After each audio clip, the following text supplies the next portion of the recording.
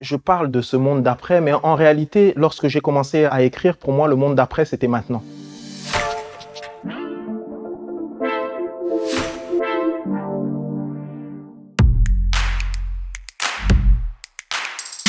Si on a envie vraiment de quitter le monde d'après et d'être dans un monde qui est vraiment en phase avec toutes nos préoccupations d'aujourd'hui, on doit véritablement se réconcilier avec nous-mêmes et avec les autres. C'est un récit poétique autour de cette question-là, avec des propositions concrètes, liées à une expérience personnelle, bien sûr.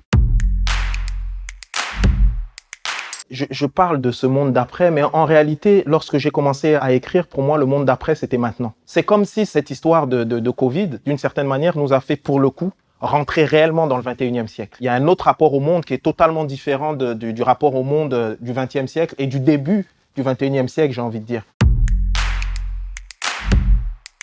D'abord, comment individuellement on se raconte et comment on se raconte collectivement.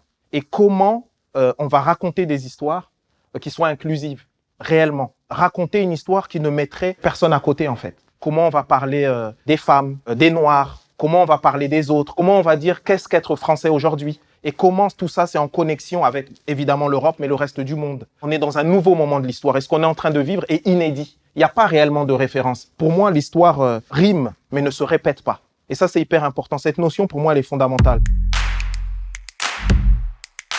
On parle des violences policières, on parle de les injustices, etc. La réalité, c'est que si on a envie vraiment d'avoir un rapport sain à ces valeurs de justice, ça doit être incarné dans une manière d'être. C'est-à-dire que ceux qu'on appelle les gardiens de la paix doivent l'incarner. Si le politique veut parler de sagesse, veut parler de faire du lien, veut parler de compréhension, etc., eh ben, elle doit incarner ça. Ça ne doit pas être des paroles vides de sens. Or, aujourd'hui, on est dans une démarche où souvent on dit les choses, mais on ne les incarne pas. Et Juliette Gréco disait les choses et l'incarnait. Elle disait la France et elle était la France.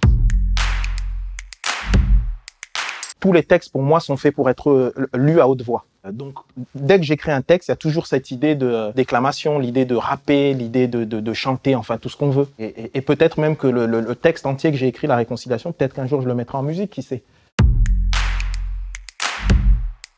C'est comme si on avait un membre et on ne peut pas utiliser ce membre. Et moi, j'ai peur de l'atrophie. Mais en même temps, ce qui est plus important encore pour moi que d'être, c'est de créer, c'est de continuer à créer et de parler avec d'autres créatrices et d'autres créateurs.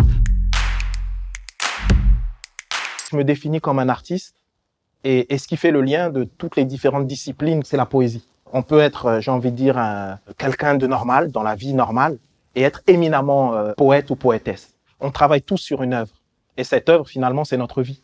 Comment on va poétiser notre existence? Le cœur battant de toutes les disciplines que j'exerce, le cœur battant de ma vie en tant qu'être, en tant que citoyen, c'est la poésie. Le dernier Régis Debray, c'est un artiste que j'apprécie énormément. Le dernier Charlie Kaufman, il s'intitule « Je veux juste en finir ».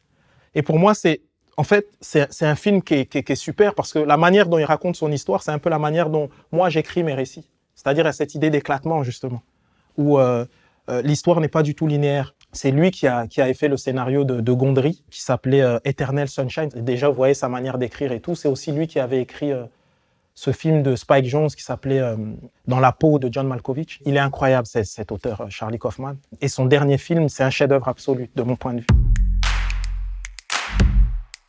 J'ai beaucoup aimé Lupin, avec Omar. J'ai trouvé que c'était hyper frais, hyper divertissant. Et moi, j'aime énormément cette idée de raconter aujourd'hui en connexion avec notre patrimoine culturel. Le waouh de mon compte Instagram du moment, c'est Blasphème.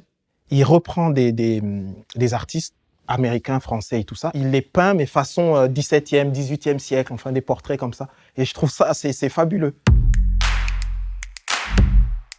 Bouchra Khalili, j'avais vu une de ses expositions au MoMA à New York, qui s'appelait Mapping Journey. Elle prenait une carte et en fait, un exilé, un migrant, il prend un stylo et il trace le chemin qu'il a parcouru pour arriver à l'endroit où il se trouve. Et en racontant ça, il raconte son histoire. C'est bouleversant en fait. C'est d'une simplicité, mais tout de suite on est pris. Alors on écoute ça, on met le casque, on voit le truc et on voit, c'est incroyable.